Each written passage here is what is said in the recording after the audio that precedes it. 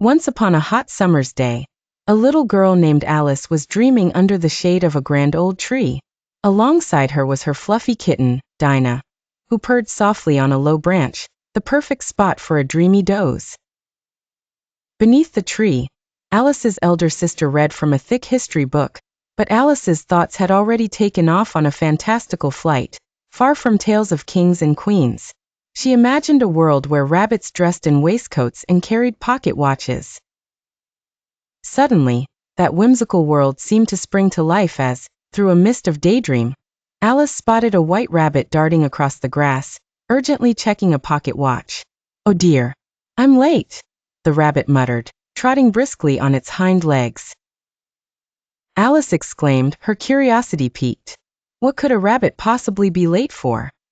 As quick as her agile mind, Alice slipped down from the tree with an eager Dinah at her heels. "Please wait. I'll come with you too," she called after the comet-like creature. The rabbit, however, paid no heed and instead scurried into the darkness of a large hole nestled at the base of their tree. Without hesitation or another thought for her sister, Alice squeezed through the earthy entrance behind him, her heart aflutter. Dinah followed, her tiny paws pattering against the floor of the tunnel as they crawled along. Suddenly, the earthy floor was no more, and both Alice and Dinah found themselves spiraling gently downward. Thankfully, Alice's dress billowed out around her. They floated gently to the ground in a room that defied logic. The walls were painted with curious patterns, and the furniture seemed determined to defy gravity. There, at the far end of the room, stood the white rabbit, who resumed his worried mutter. He darted into a long corridor before disappearing, leaving Alice behind. She followed quickly, only to be stopped by a tiny door and a talking door handle. "I'm too big to fit through," she pouted, eyeing the tiny portal.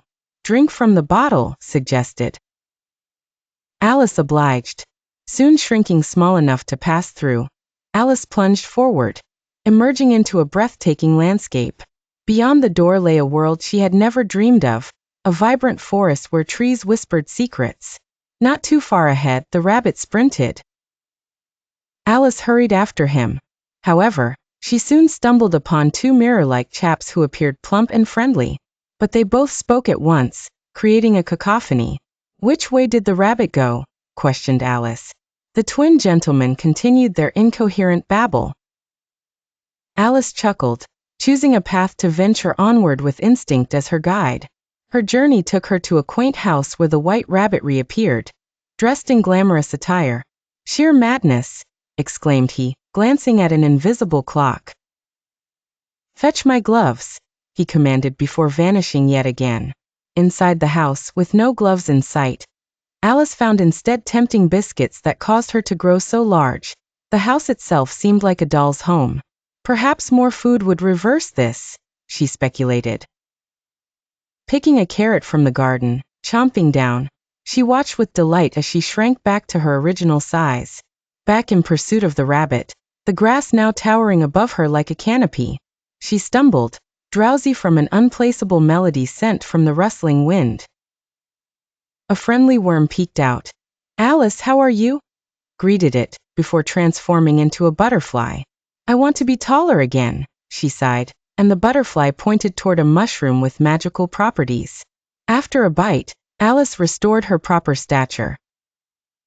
Tucked the remaining pieces away for future use. No sooner had she done this than she heard a peculiar voice. With a grin like a crescent moon, a cat appeared, orange stripes alight with mischief. "I'm the Cheshire Cat, and they say if you seek the rabbit, you'll find him with the Mad Hatter and March Hare."